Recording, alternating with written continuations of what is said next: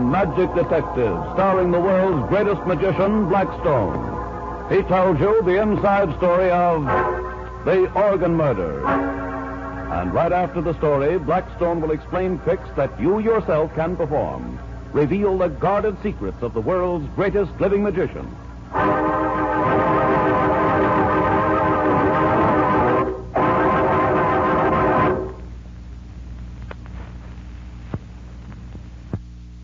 Blackstone, the Magic Detective. Well, what do you think of my newest acquisition, that pipe organ over there? Why, it's beautiful.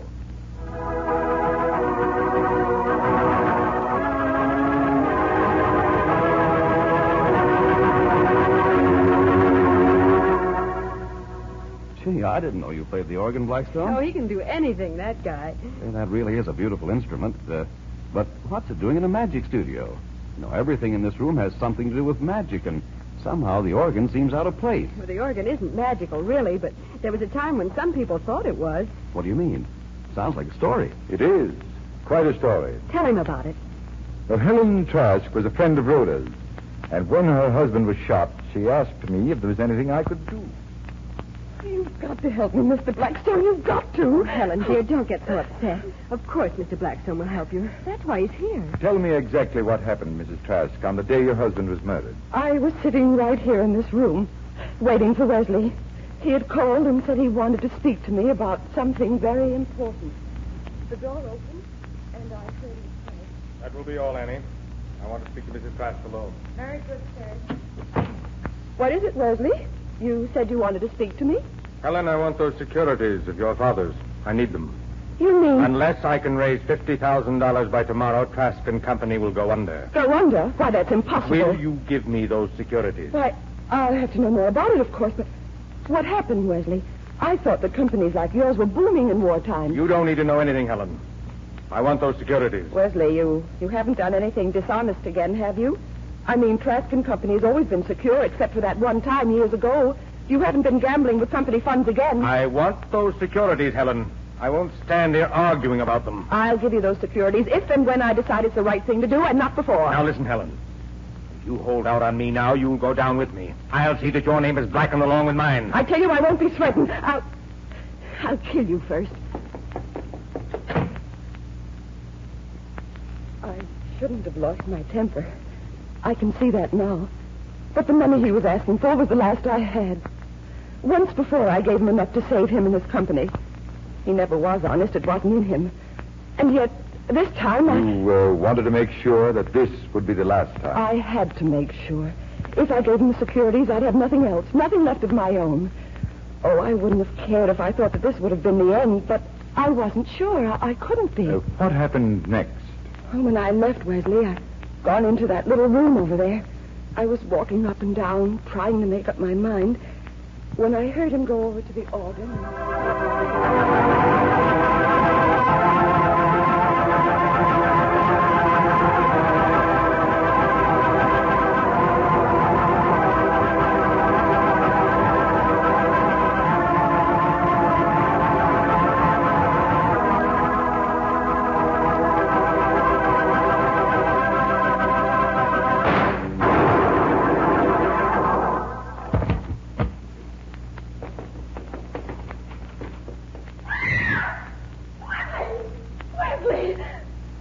You shot him. Annie, call a doctor immediately. You don't need no doctor. He's dead. Oh, no. No. You shot him. No, you're wrong, Annie. He committed suicide. That's it, suicide. You said I won't be threatened. I'll kill you first. And you done it. No. No, Annie, I didn't do it. No.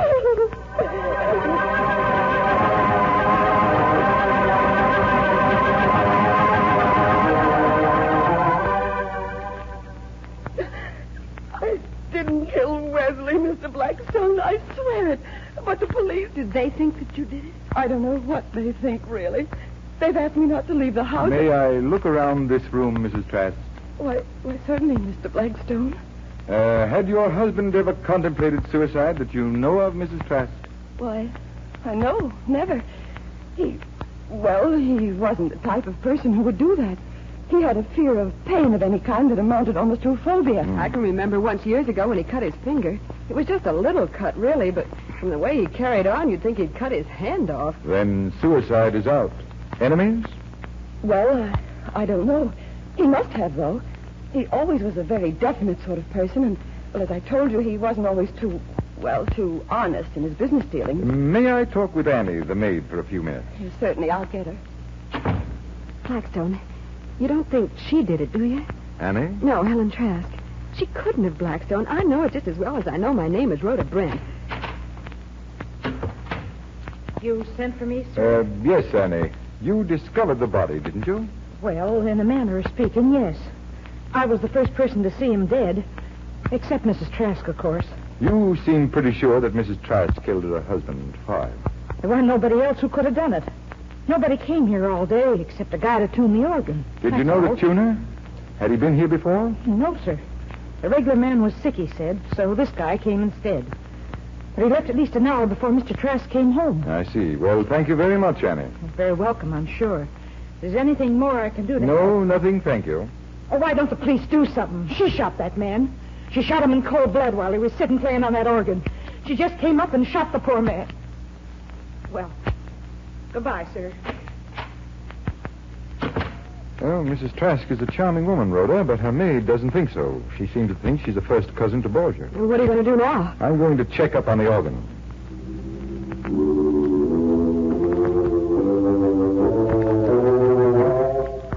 There's some connection here, Rhoda. Somehow this instrument's connected with the murder of Wesley Trask. But how, Blackstone? How could it be?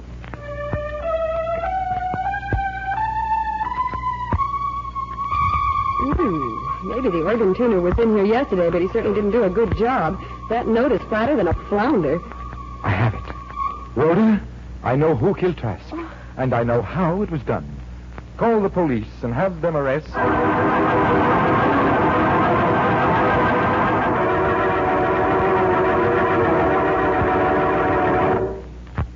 But who was it? Annie? Mrs. Trask? Guess again. Well, there's no one else who could have done it. Wait. You got it? I think so. The organ tuner. Right. But how did you know, and how did he do it? Annie said he'd left. He did, but he left an instrument of death behind. A gun hidden inside of one of the pipes of the organ. And when that particular note was played... The vibration set off the hair trigger. The police traced the phony piano tuner and discovered that he was a man that Trask had ruined in some crooked business deal. He knew Trask and knew that he played the organ a good deal, and that it'd be only a question of time before he hit the right note. But didn't he run the risk of killing Mrs. Trask instead of the man he was out gunning for? Well, as Rhoda said, he knew Trask, and he also knew that Mrs. Trask was not musical. But what did Annie, the maid, have against Mrs. Trask? Annie, it seems, was the girlfriend of our villain.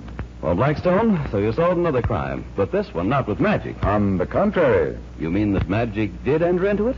all magicians have to have very sensitive ears because so many of their tricks depend on sound.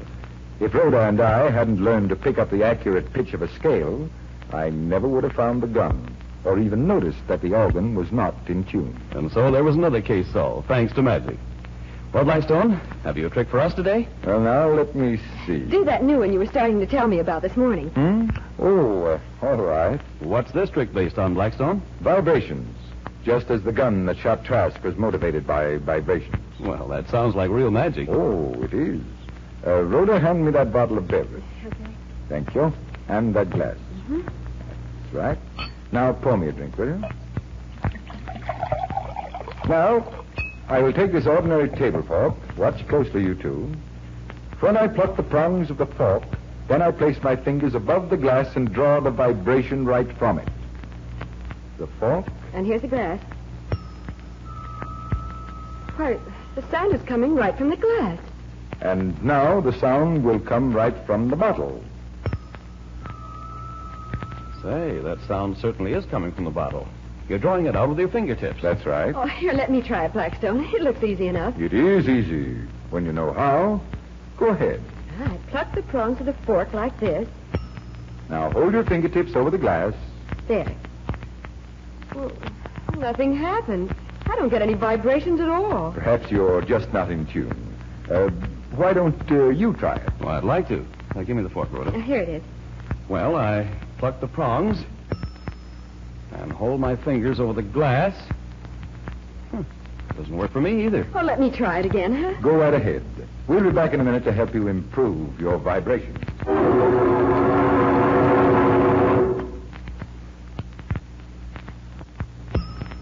Oh, Blackstone, it still doesn't work. Oh, yes, it does.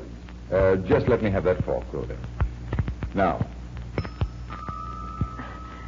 But how? I did just what you're doing, but I didn't get any sound at all. Keep watching my left hand, Rhoda, the one that holds the fork. Oh, I see now. You're pressing the end of the fork against the table. Yes, and that's what produces the singing sound. See?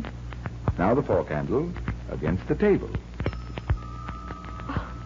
But I would have sworn it came from the glass. And one time I heard it come from a beverage bottle. Well, that's because your ears deceived you. Guessing the direction of sound is almost impossible. And there's something else that fooled you. First you see me pluck the fork, and then my hand goes over to the glass. That's when I set the fork handle on the table. So what our eyes think they see, our ears believe what they hear. That's exactly it, Rhoda. And that's real magic.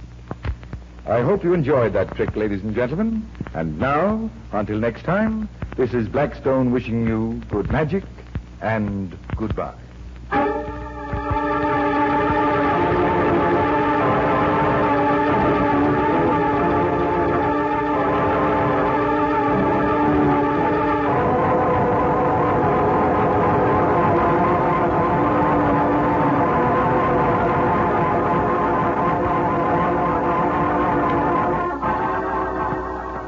Be with us next time when the world's greatest living magician, Blackstone, tells us the story of The Ghost That Wasn't, and explains more tricks that you yourself can perform. Listen in again to Blackstone, the world's greatest living magician.